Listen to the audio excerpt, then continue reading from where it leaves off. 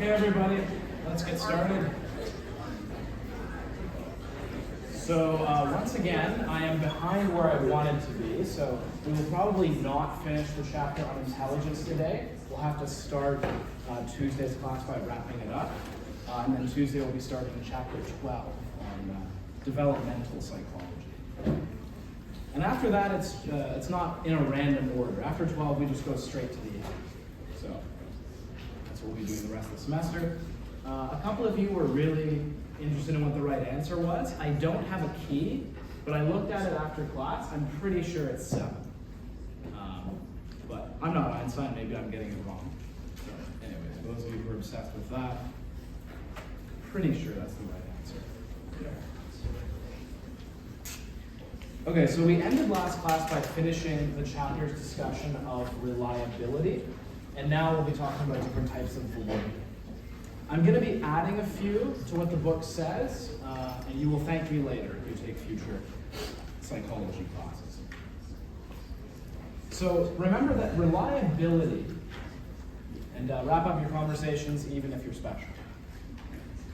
Remember that reliability is about how consistent a test is. How consistent are the results you get from the test? Whereas validity is about, is the test measuring what it's supposed to measure? And reliability is kind of easier to define. Validity, we have various more indirect ways of getting at it. The first is one that the book doesn't mention, but in the early stages of test creation, it is very important, and that is face validity. It's not in the book, but it's good to know. Face validity is just subjectively, when you look at the test, does it look like it's measuring the right thing?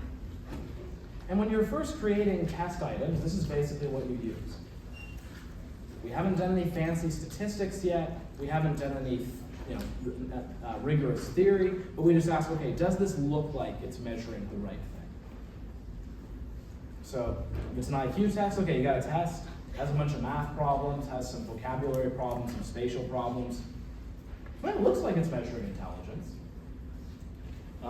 You measure someone's left pinky toe, that really does not look like it's measuring intelligence. Right? That seems like a pretty dumb way to do it. This relates to a term you'll see in law, which is prima facie. You don't need to know that term, but prima facie means at first face or first glance. And that's basically what it is. You just look at the test, does it seem like it's measuring what it's supposed to measure?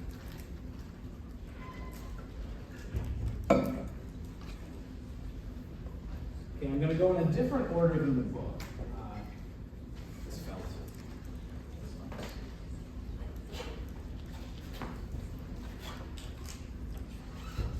The next one is content validity. And content validity is about, is the test measuring the full range of what it's supposed to measure, as opposed to just a narrow subset. So, at the end of this course, there will be a cumulative final exam. If all the questions come from chapter 13, the test would not have content validity. It's only measuring a narrow subset of what it's supposed to measure, whereas you want it to measure the full range. The fancy way of saying this is the test items should be a representative sample of the universe of content, but you don't need to know that. If you want to sound really pretentious, you can say it like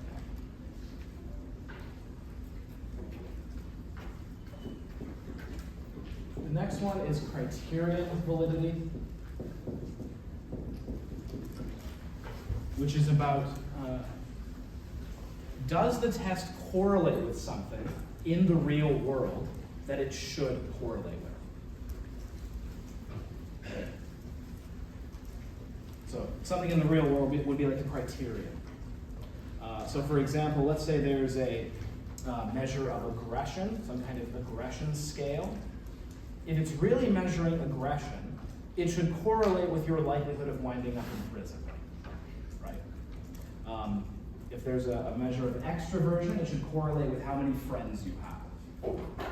Not perfectly, the criterion validity will never be 100%, but it should have some correlation with those real world measures. So the big one that's used in IQ is grades, right? If IQ tests are measuring intelligence, they should be correlated with grades. Not perfectly, but if they don't correlate with grades at all, well, kind of silly to say that it's measuring intelligence. This further breaks down into two subtypes, and these are not in the book, but these will help you with some terms later in this chapter.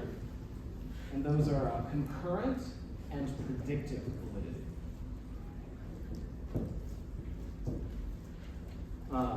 Really simple, concurrent validity is about, does the test correlate with something in the real world right now? And predictive validity is, does it correlate with something in the real world in the future? Right, in other words, is it predicting something? So I give you all an IQ test, and I look at what your grades are right now. I see if they're correlated. That would be concurrent validity. If I give you an IQ test now, and then measure your grades in 3 years, that's predictive validity.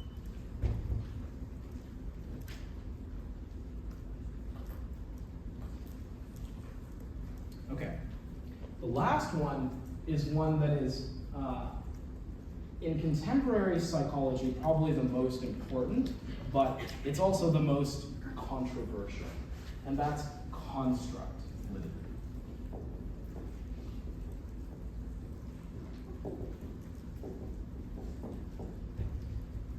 Construct validity is about whether the test is measuring the right theoretical construct. So in the case of intelligence tests, we have a theory about what intelligence is. Like we said at the beginning of the chapter, we mean roughly by intelligence your ability to reason effectively, to acquire knowledge, and to behave in the environment in a way that's adaptive. Okay, so that's what intelligence is in psychological theory. Okay, do IQ tests measure that? Do they measure that theoretical construct or not?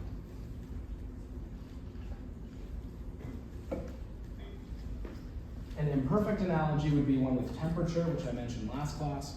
So in physics, temperature is defined as molecular motion, so essentially how much kinetic energy do the atoms have, like how much are they moving?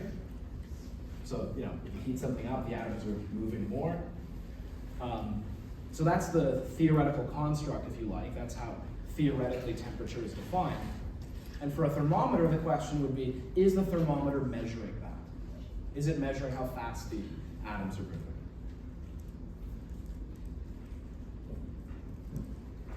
And the way psychologists think about it is these other types of validity can be indirect pieces of evidence for this kind. If you have a test that satisfies these, that gives you more confidence that the test is really tapping into the right theoretical construct. As I say, this is controversial. One of my professors in undergrad was very critical of this notion. He thought it was kind of too theoretical and we should focus on the types of validity that are more precise. But in contemporary psychology, construct validity is kind of what we're aiming at. We're aiming at having tests that measure the right theoretical construct. Okay, so I'm going to talk now about how IQ does on some of these counts. But any questions about what these types of validity mean?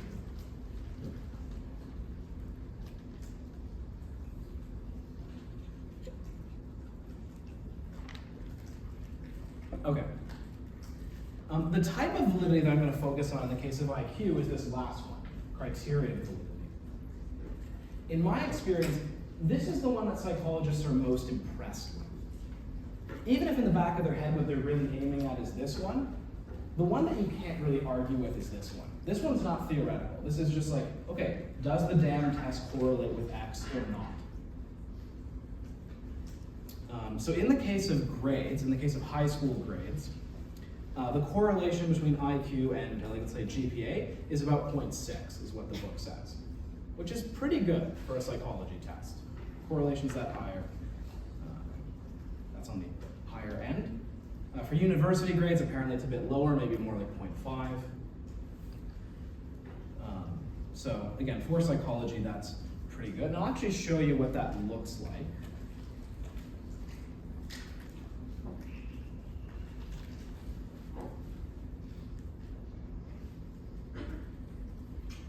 So here's a data set. This is real data, looking at the correlation between IQ and grades. So as you can see, there's a lot of randomness, right? There's people with lower IQs that still have high grades, but there's a general trend such that the higher your IQ, the higher your GPA is on average. For things that are less directly related to intelligence, there's still a relationship, but a smaller one. So this is a correlation of about 0.3 between IQ and income.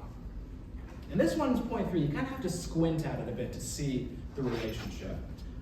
Like if you look at it, like around here, there's kind of a tighter cluster. Like there's a higher concentration of dots down here in low IQ and low income, but there's still people with low IQs and high income, and people with high IQs and low income. So there, the relationship is weaker, though still not zero.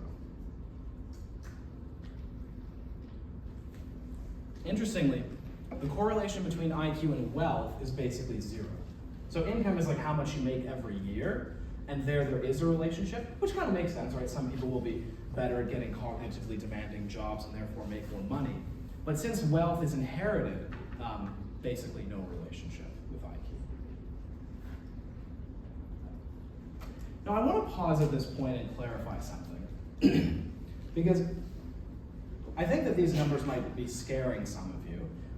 And I want to make them a little less scary, because two things are true at the same time. On the one hand, IQ is probably the best measure we have in psychology, certainly one of the best, but it still doesn't explain that much. The fact that IQ is the best measure is really just a reflection of the fact that we don't know very much in psychology. So let's take the correlation with grades, which, as I say, is around 0.5, 0.6, kind of depends upon the study, but it's typically around there.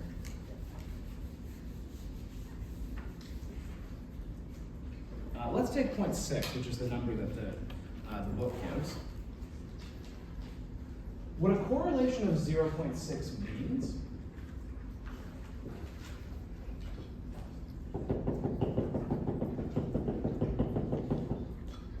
is that for every, and by the way, I won't test you on this super specifically. This is just to give you kind of an intuitive sense of what these numbers mean. It'll help you in your statistics classes. What this means is for every standard deviation increase in this variable, there is a 0.6 standard deviation increase in the other variable. So you go up one standard deviation, let's say it's IQ and GPA, which is what we're talking about. Every standard deviation you go up in IQ, on average you'll go up 0.6 standard deviations in GPA. So to make that concrete, I looked up what the standard deviation for GPA is, and it's about 0.65, like on a scale of up to 4.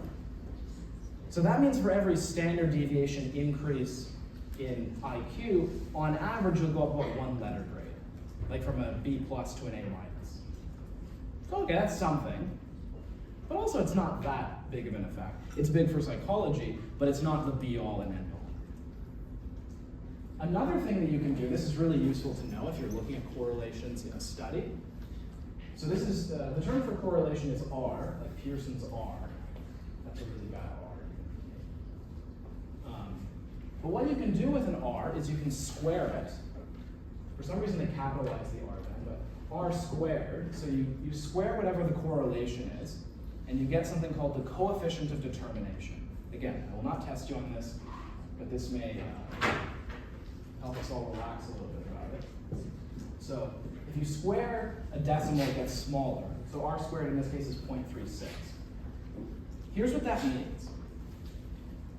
R squared is how much, or what percentage, of the variation is explained by the relationship. So in this case, what this means is 36% of the variation in grades is explained by its relationship with IQ. So okay, so of all the variation in grades, all from the lowest to the highest, there's all this variation. About 36%, and maybe less, because some studies find it's like 0.5, about 36% of that variation is explained by IQ, which means 64% of the variation is stuff other than IQ. So IQ is real. It does measure something that gives us predictive validity, but it's not everything. You'll sometimes hear people say that IQ tests only measure your ability to take IQ tests. That is not true. Or if it is true, it's true of literally every test in psychology. By the standards of psychology, it is measuring something real, but it's not everything. So hopefully that is helpful.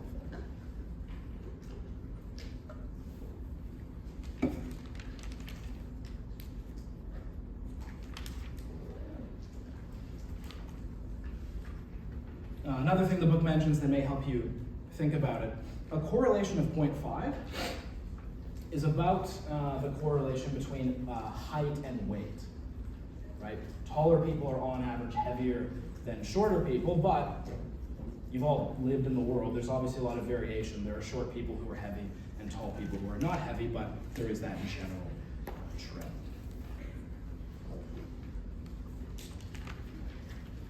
Okay, that's all I have to say about validity. Any questions about that?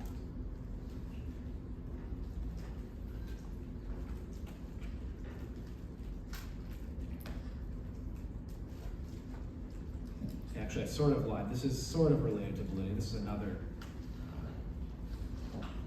thing. So if you look at occupations, this is the 10th percentile to the 90th percentile for each job, kind of ranked by cognitive difficulties. You may not be able to see this, but you'll see a general trend where the cognitively more demanding jobs have a higher range. But for each job, there's still a huge range. So even like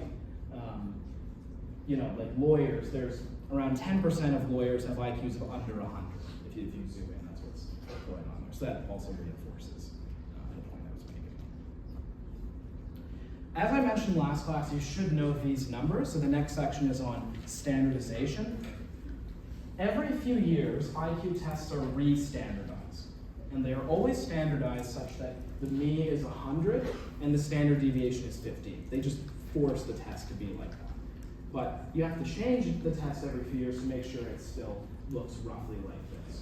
And as you can see, most people fall between 85 and 115. That's where the meat of so this is called a normal distribution. Also sometimes called a bell curve informally. And it's just kind of an interesting fact about the world that for many traits, both in humans and actually animals too, variation tends to work out to roughly this. It is actually an equation for the normal distribution, and it is typically a pretty good approximation for how things fall out. So personalities like this, various other traits.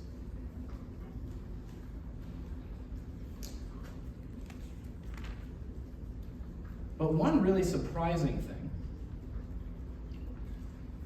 and like I said last time, don't worry about the one in the book. There's one, well, you probably can't see it from here, but the one in the book breaks it down by 90, 100, 110, etc. Just ignore that. This is more useful to know. So for the test, you should know these percentages. How many people fall in the various ranges. But now remember that I said that this is re-normed every few years. So every few years, they change the tests. But a very important psychologist, well, he's kind of a psychologist. He actually did his PhD in philosophy. So I like this guy. He's like me. He's both psychology and philosophy. Named James Flynn.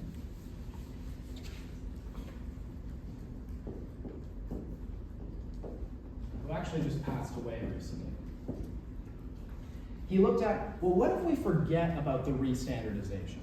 What if we just compare the raw scores on specific tests across the generations?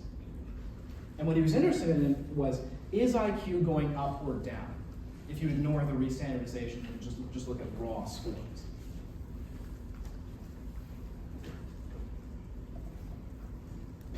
And it turns out, very surprisingly, IQ has gone up pretty dramatically over the last 100 years.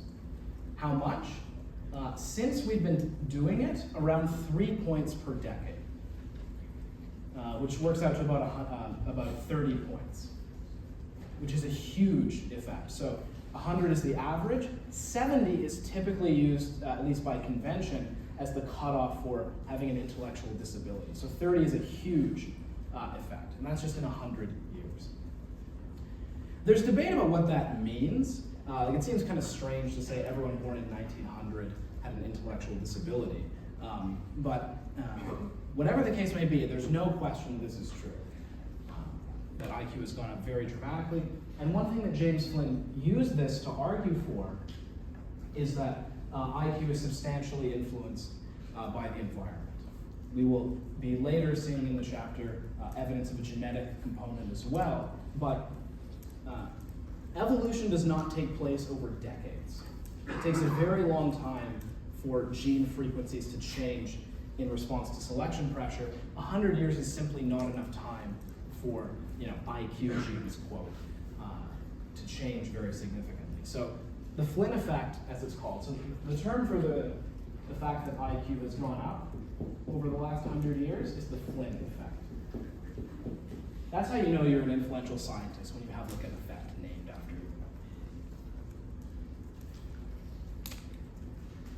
And the Flynn effect has to be due to the environment.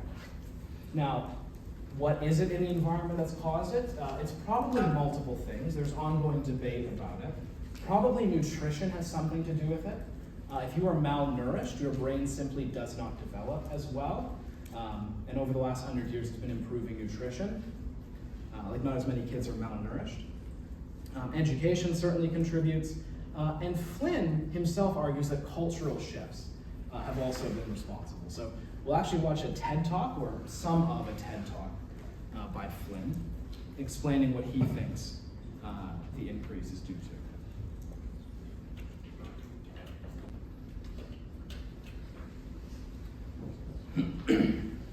Okay, so well said by Flynn. That TED Talk's on YouTube if you want to see the rest of it. So what he emphasizes in his explanations is, as he said, various habits of mind. Habits having to do with taking the hypothetical seriously, using logic, and so on. Okay, but the key takeaway from the Flynn effect is what I mentioned earlier. It conclusively demonstrates that IQ can be influenced by the environment. There's one thing we know for sure the Flynn effect is not due to, and that's genetic changes. The book briefly mentions the difference between static and dynamic testing. I'm not going to say too much about that. The difference is most of the tests you have taken in your life are static tests. It means you're given the test, you respond in a certain way, and you get a score. In dynamic testing, it's done live, and the test giver can give feedback, and part of the test is about how you use the feedback. But as I say, I don't have much to add to that, but that's the distinction there. The next section is about the issue of cultural bias and cultural fairness on the tests. One early allegation against IQ tests is that they were culturally biased, particularly the verbal items. I mean, for starters, you have to be able to speak English if the IQ test is given in English. If English is your second language, that would be a case of potential bias. But there were also specific items that seemed to, at least prima facie, be tracking class more than intelligence. One famous example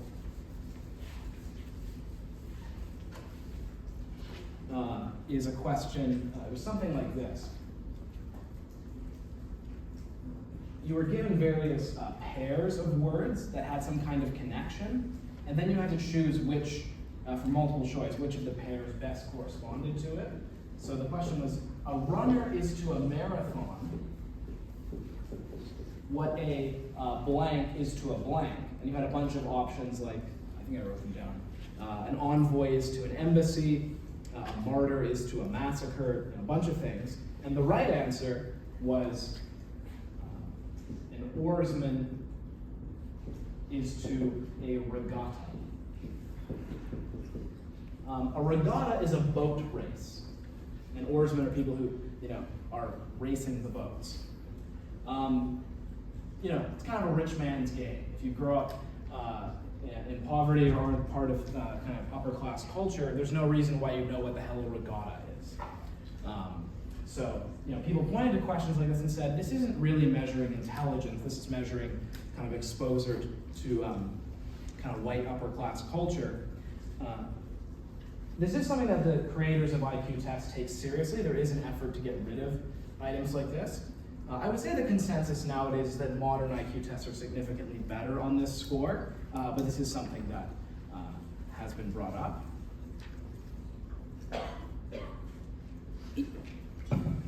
Another possible reaction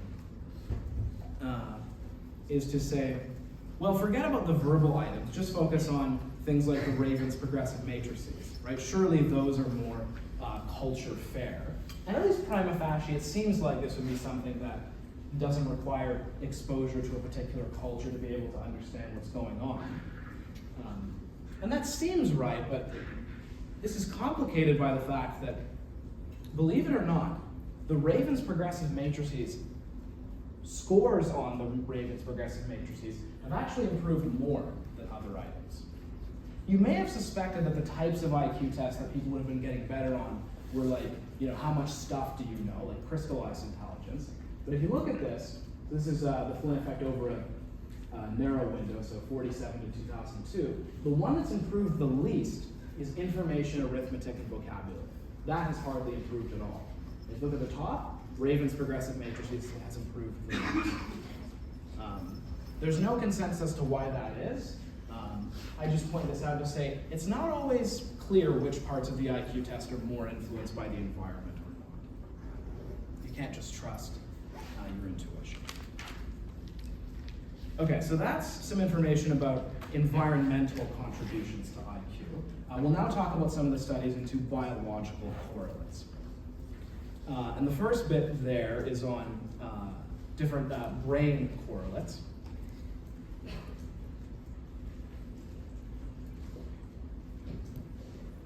One idea that goes back to Francis Galton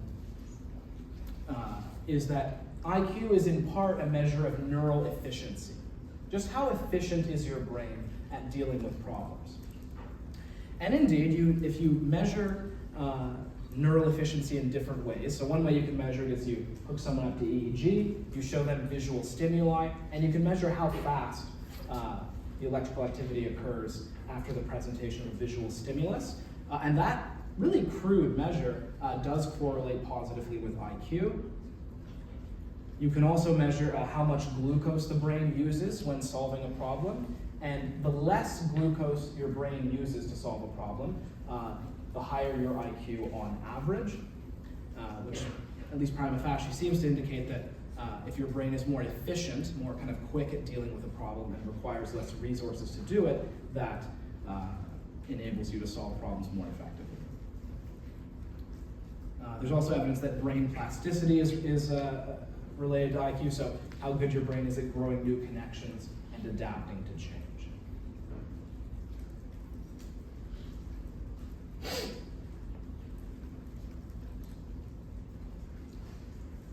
And probably the most controversial way of measuring, or measure that's correlated with IQ, is brain size. There were some early, really crude attempts at doing this, but if you use more sophisticated measures today, it depends what kind you use. So if you use MRI, the correlation between brain size and IQ is about 0.35 to 0.45. The book mentions another study that found it was 0.19, so it depends what study you look at, but not especially high, even if you take the upper range. However, if you look specifically at the G factor, remember that the G factor is what the tests all tap into, right? General intelligence. The correlation is more like 0.6 between G and brain size as measured by MRI. One paradox, though, that I think I mentioned in passing back in chapter 9, is that male brains are larger than female brains on average, but the average IQ is the same. One possible explanation for this that the book mentions has to do with the difference between gray matter and white matter.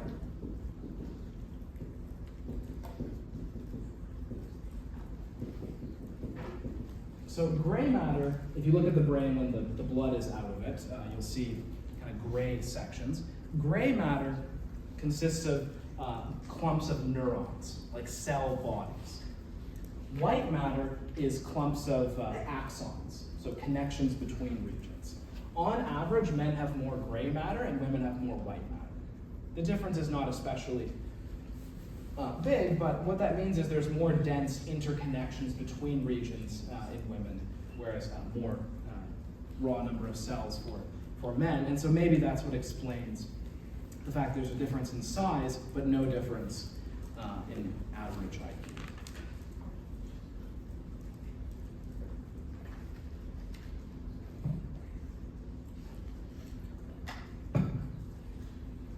Okay, next, another issue of biological contributions to IQ is the section on heritability, so genetic influences on IQ scores. And here I'm going to have to say not as much as I'd like. So I mentioned that I covered this in more detail in 104 in the section on behavior genetics. So we're going to be taking a more cursory look at this, but it will be enough for you to do well on the test. So heritability is one of the three sources of human variation in behavior genetics. So the way behavior geneticists study human variation is they apportion the variation to three sources: heritability, the shared environment, and the non-shared environment, sometimes called the unique environment. So heritability is genes, so how much genes contribute to human variation in traits. The shared environment is the environment that you share with siblings. So how nice your parents are, how much money they have, what neighborhood you live in, what school you go to, those kinds of things that you share with siblings would fall under the shared environment. The non-shared environment is everything else. Everything else that contributes to differences in psychological measures is the non-shared. So your particular group of friends, a particular teacher you had who had an effect on you, random stuff like you fall off the bike and you hit your head really hard, that's not genes and it's not the shared environment, so technically that's part of the non-shared.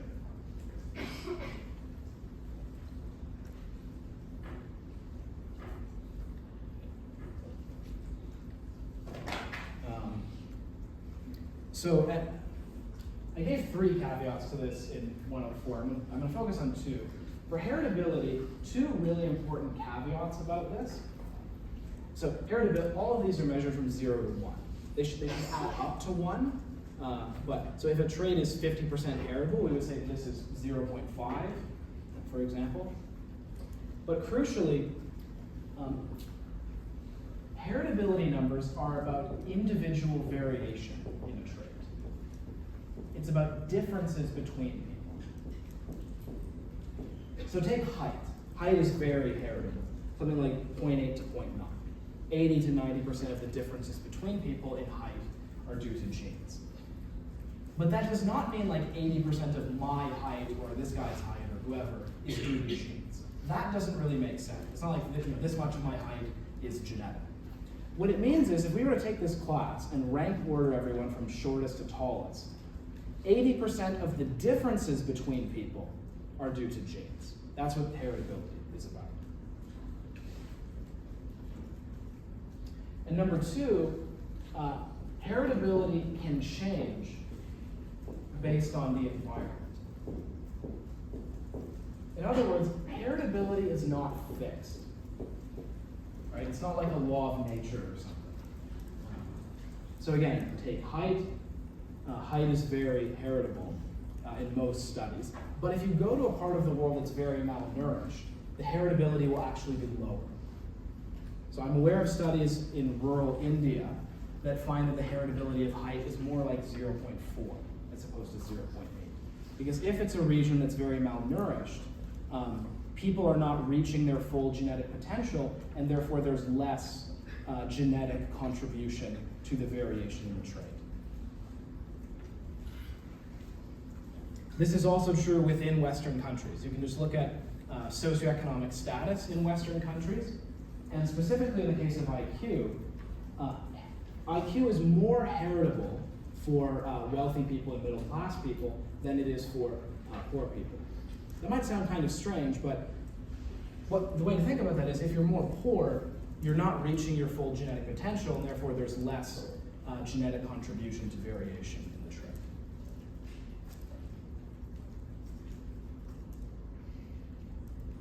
Okay, so very important caveats. So how heritable is IQ? There's many ways of estimating it, but the two most common are two different types of twin studies. How many of you know about twin study? Remember twin studies from 104. So the easiest one to understand is you look at identical twins who are raised in separate families.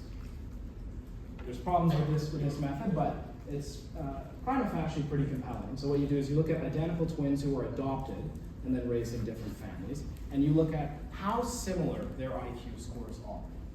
If genes make no contribution to IQ, the correlation should be 0. They should have nothing in common. But in fact, identical twins raised in separate families are highly similar for IQ. Another method is to look at twins raised in the same family, but to compare the similarity of identical twins with the similarity of fraternal twins, or non-identical twins. If genes contribute to a trait, then identical twins should be more similar than non-identical twins for that trait. Because they share all the environment, right? Identical and non-identical twins share their parents and everything else, but identical twins have the bonus of also sharing twice as many genes, right? Non-identical twins share half of their genes. Identical twins share all of their genes. So when you use these methods, here's what you find. In childhood, IQ is around 50 to 70% heritable, meaning 50 to 70% of the variation in IQ is due to genes. Funny enough, it actually goes up with age. In adulthood, it's as much as 80% heritable, meaning approximately 80% of the differences between people in IQ are due to genes.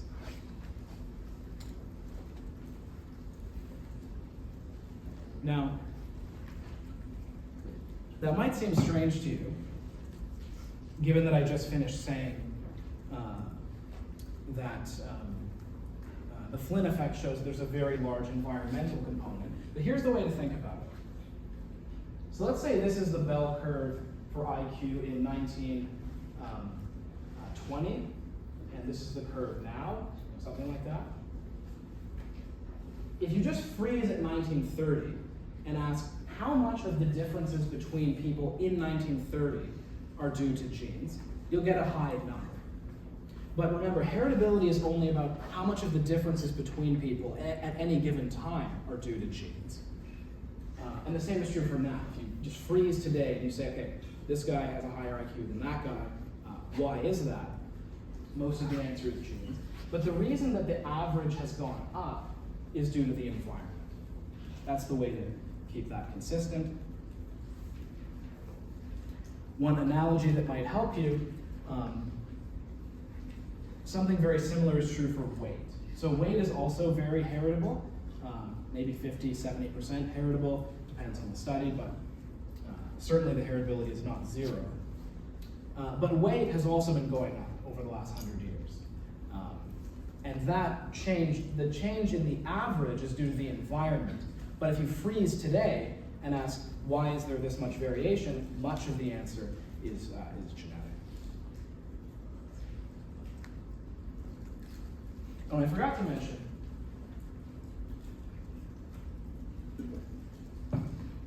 you will not be tested on this, but if you're curious, the way you calculate an estimate of heritability from twin studies is this equation. Again, this is just if you're interested in this. You take the correlation for monozygotic twins, meaning identical twins, so R and Z, just meaning R means correlation, monozygotic twins, minus the correlation for dizygotic twins, and multiply that by 2. And in the case of IQ, what it is the correlation for monozygotic twins raised in the same environment is 0.8, and for fraternal twins it's 0.4.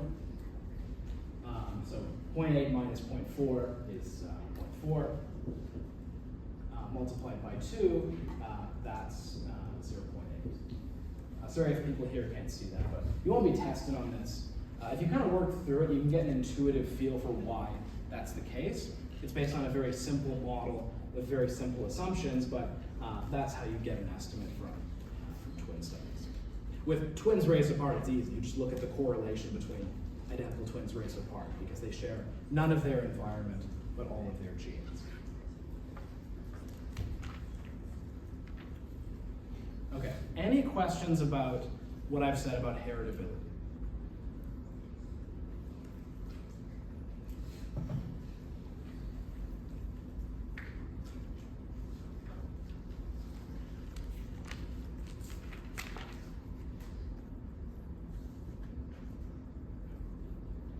Okay.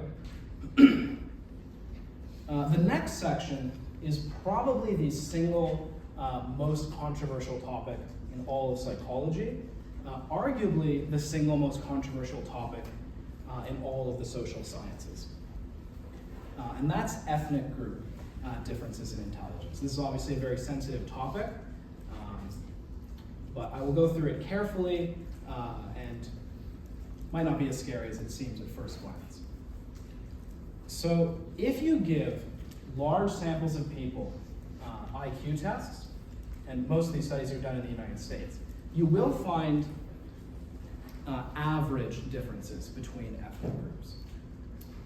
Now, just to show you what that looks like,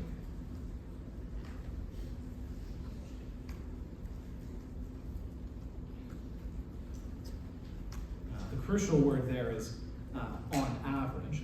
They look something like this, right? Overlapping bell curves. So for any ethnic group, there will be people at every level of IQ, but there is a difference in the means. What the book says is, so again, most of the studies done in the United States, for African Americans, around, yes? Well, you can just calculate it. You just calculate the mean. So in this case, yeah, like the peak of the distribution is typically where the mean is, but I mean, it's easy to do. You just get a big sample, add up everyone's scores, divided by the number of scores. It's just calculating an average.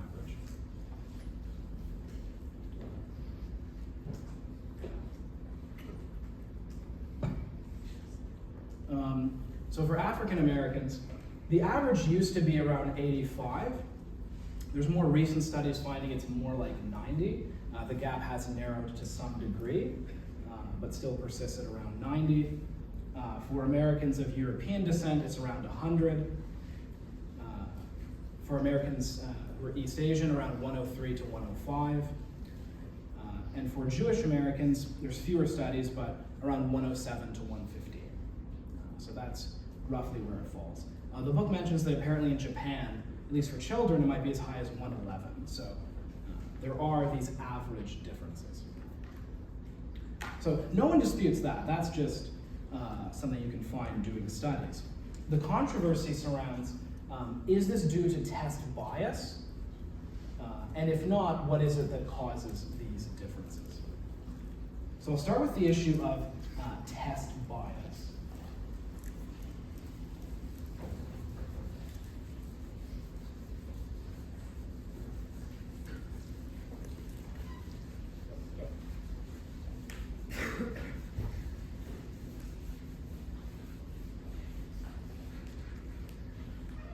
The book mentions two different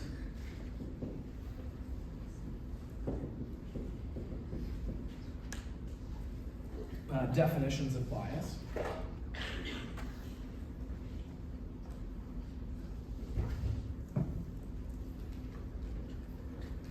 Two different types of bias. Predictive bias and outcome bias.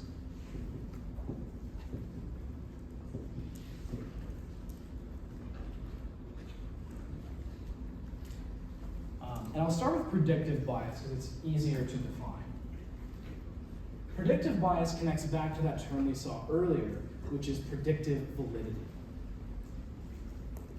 Does the test predict things that it should predict? And what you can ask is, does the test predict performance for members of different ethnic groups equally well? Or is the test under-predicting the performance of certain ethnic groups? So as an analogy, there is some evidence that this is true of the SAT for gender, not for race or ethnicity, but men score slightly higher than women on the SAT, but women get better grades in college. So the whole point of the SAT is to predict how well you'll do in college. And in the case of gender, it seems that the SAT, and there's debate about this, but you could argue based on that it's predictively biased against women because they have a lower average on the SAT, but they get better grades in college. So it's not doing as good of a job at predicting how well they'll do in college. So you can measure whether that's the case for ethnic groups as well. Is it under-predicting performance? And in the case of IQ, it seems to be that's not the case. It seems to be that the predictive validity is equally good for different ethnicities. However, there's a very good case to be made that the tests have what the book calls outcome bias, which means that given that people are exposed to different life experiences and have different degrees of deprivation, the test may be not measuring someone's true intrinsic ability. They may have not reached their full genetic potential due to deprivation in the environment. Now, this is not a sociology class, but so in the case of the black-white gap, for example, many have argued that it's due to systematic deprivation of the environment in the United States that there is this average difference. So one thing that I'm sure many of you know about is for a long time in the United States, it was impossible or nearly impossible for African Americans to get loans for housing. And if you can't get loans for housing and you can't live in a neighborhood that has any degree of economic stability, schools are funded by local property taxes. So then you go to a bad school with not as much resources, and also your family can't accrue wealth over time. I lived in Atlanta for almost a year. I was supposed to live there for 2, but COVID happened, so I did the second half of my master's online. And you can see the long-term effects of this in the United States, especially in the South. Atlanta was around 50% black, 50% white, but the homeless population was almost 100% black. Anytime you went downtown, that's what you saw. So if things like that are negatively affecting people's ability to achieve well or do well on IQ tests, that would be an example of what the book calls outcome bias. It's not getting at someone's true ability. Or at least they haven't reached their full potential. Okay, so those are 2 types of bias.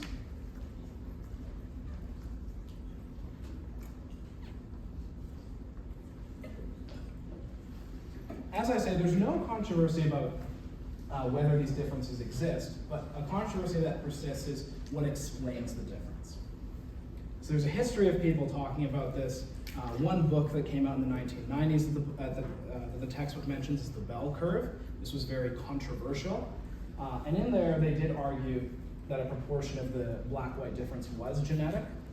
But the book does not mention that the APA, the American Psychological Association, actually published a critique of the bell curve. It was written by a panel of experts. And what they argued in that paper, it's still worth reading. I think it's called like Intelligence, Knowns and Unknowns, something like that. And they agreed that IQ is in general heritable, but they said that the evidence points against the conclusion that the ethnic group differences are heritable. They mentioned 2 studies that I'll briefly describe.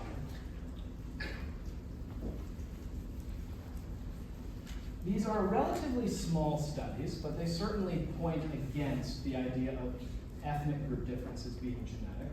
One was done in Germany. It was done right after World War II.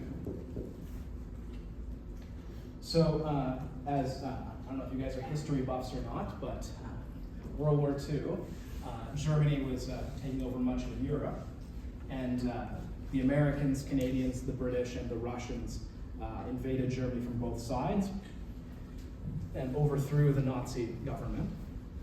And for a while after, they occupied Germany. And as happens sometimes, some of the local German women hooked up with some of the American soldiers. And some of the soldiers were white and some of them were black.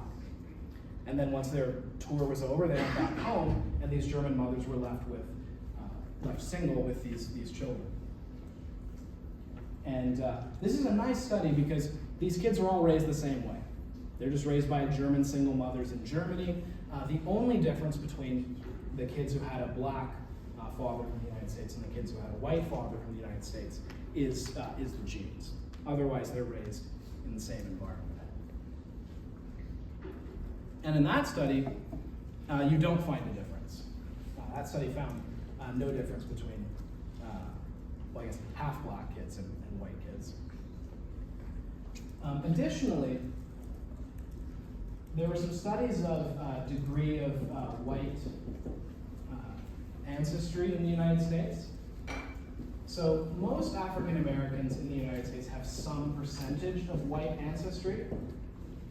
And what you can do then is you can look at, does percentage of white ancestry affect IQ scores? Because if it's, quote, European genes and not the environment, then having more European ancestry should increase your IQ.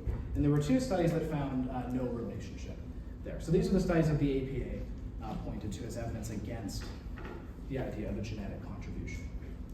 As I say, and actually as the APA says too, these studies are small and not conclusive, but they point against the idea of a genetic contribution to specifically the black-white difference in the United States.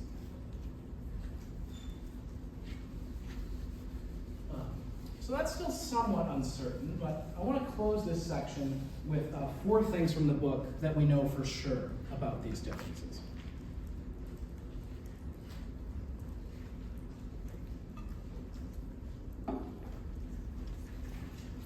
One, which I've already mentioned, but I'll say it again just to hammer it home, these differences are only on average.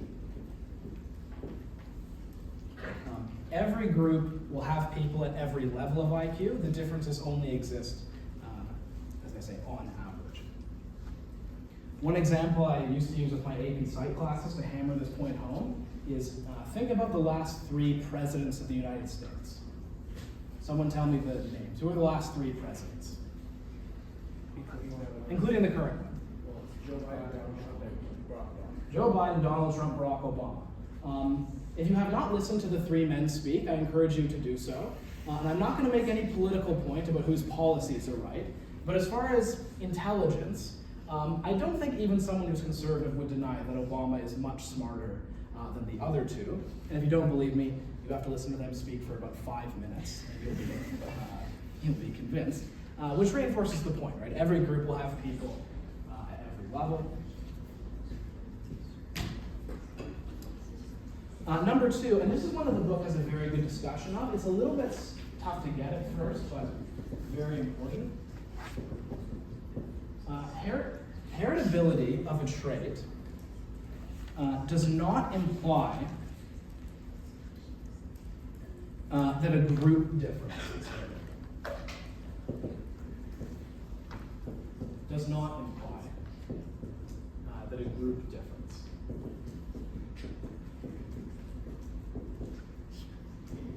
is heritable.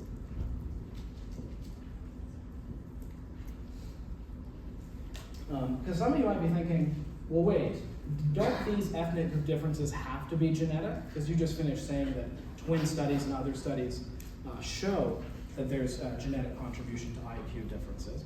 But that does not follow. Twin studies are not about showing that group differences are due to genetics. They're about showing that individual differences due to genetics. And the fact that we can find heritability for a given trait does not imply that group differences are.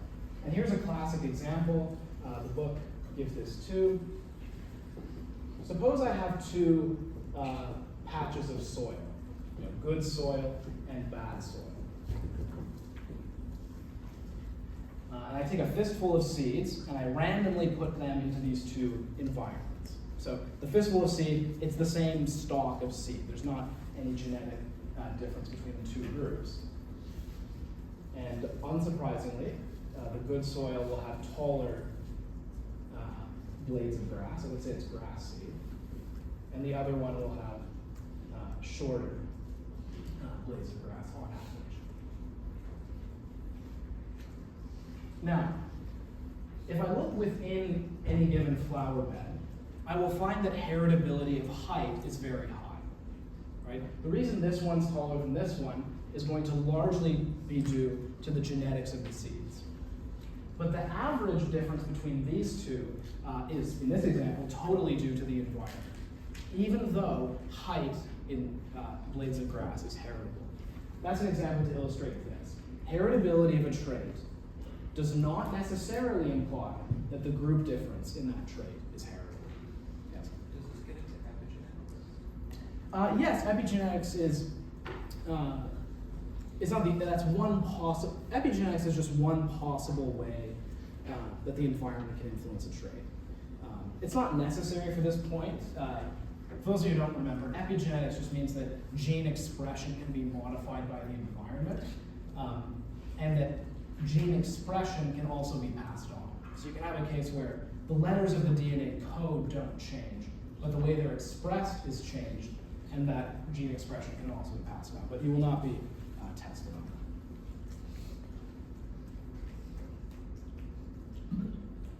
that. If this point seems a little subtle, spend some time with it. I have a discussion of it in the PowerPoint notes, and there's a discussion of it in the textbook, but it's a very important. Point number 3, we know that the environment can produce changes, as large as the ethnic differences. And one way we know this, we've already talked about, is the Flynn effect. Right? The Flynn effect is entirely due to the environment, and it produced a change of around 30 points over the course of 100 years. James Flynn himself has actually written about the black-white difference. That's the one that there's been the most written on.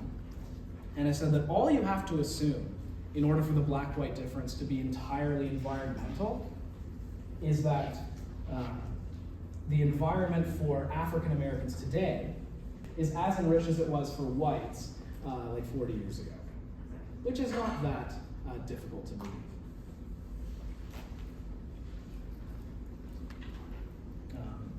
The book also mentions that there are various European groups who used to have IQs of around 85 that no longer do, because now they're part of the mainstream culture and don't have as much poverty. So one example is Italian Americans. Apparently their IQ used to be about a standard deviation below the average, so around 87.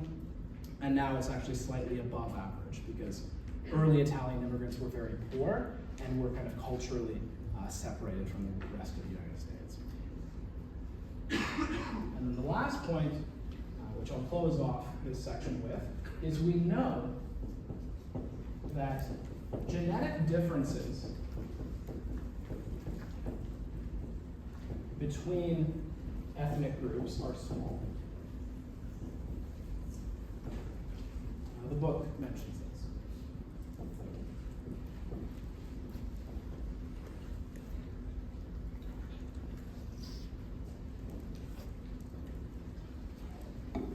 So I believe I mentioned this to my 104 class.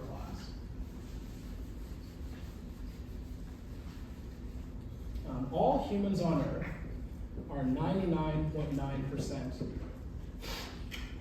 genetically identical. And if you zoom in on the 0.1% of differences, I've seen different estimates from geneticists. I am not a geneticist, but something like 5 to 10% of all, so this would be all of human genetic differences, all of the 0.1%. 5 to 10% of that is between group differences.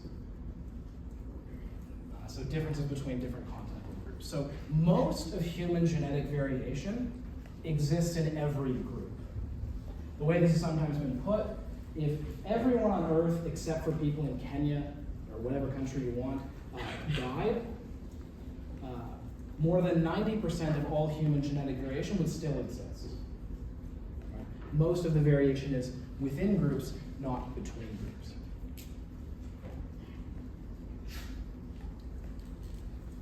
As I say, I am not a geneticist, so you don't have to take my word for it.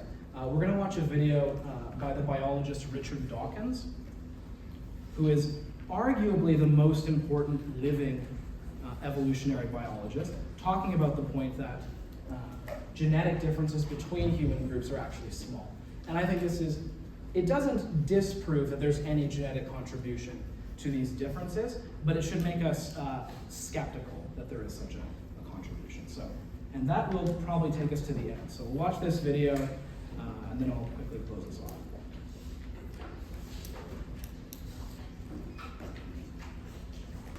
Okay, so we'll stop there. I got farther than I thought I would. So next time we'll finish the chapter at the beginning and then start developmental.